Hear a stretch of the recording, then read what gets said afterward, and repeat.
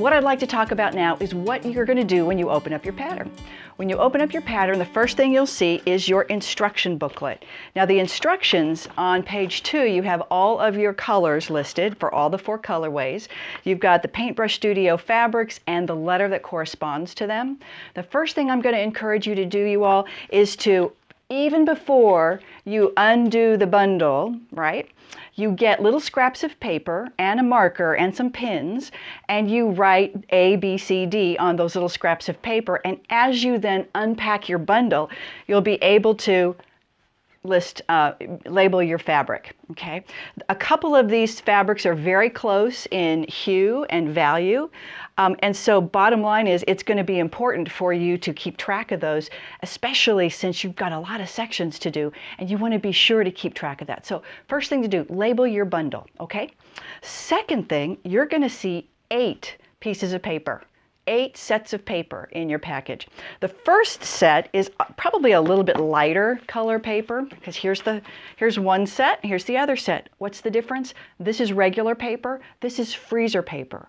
Now you tell the difference because the freezer paper has this shiny, waxy substance on the back. Do you see that kind of shimmering a little bit?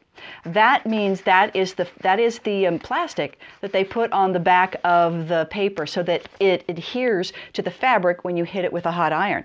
The paper, the regular paper, however, has no such thing on the back of it.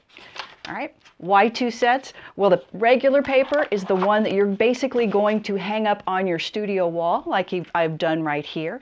This is your cheat sheet. This is your treasure map to figure out how to put Elizabeth together, right?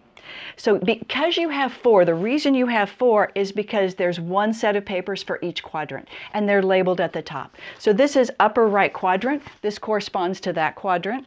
Here is lower right, upper right quadrant, sorry. That is the upper right quadrant. I'm left-right dyslexic, you guys, so just be patient with me. Here's lower right quadrant, and so forth, okay?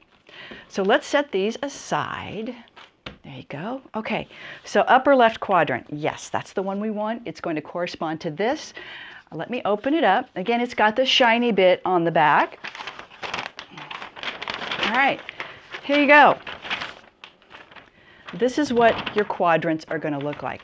Now, what I'm going to suggest, you all, is that you think about putting Elizabeth together section by section. Just do 1 quadrant at a time, and even more so, just do 1 section at a time, okay?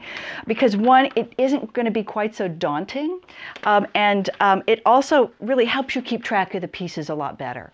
I also like to cut some, I like to sew some together, and put it aside. Then cut some more, sew some, put it aside. And pretty soon you've got a whole quadrant done when you've done it that particular way. Now, if some of you want to cut everything out at the same time for all the quadrants, go for it. If that's the way your brain works, do the way it resonates with you and the way your brain works. For me, it's just a little bit easier to do it section by section.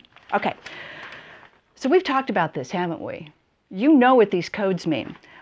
On each facet, you have the unique identifier, which is the 2-digit hyphenated numeral, and you have the letter code, and that's the color code. You also have these little hash marks, and you know what these hash marks mean. You know how to read this. The other thing I want to share with you on these patterns is that I have thickened the lines between the sections. So if you can see, this is all section 1. How do I know that? Because the first digit of that hyphenated number is 1. That's section 1. This is section 2 because the first digit of that hyphenated code is 2. Here's 3, and over here, over the the left-hand side is 4. And between those, I have actually made the lines a little bit darker, so you know exactly where to cut. Let's go ahead and get started.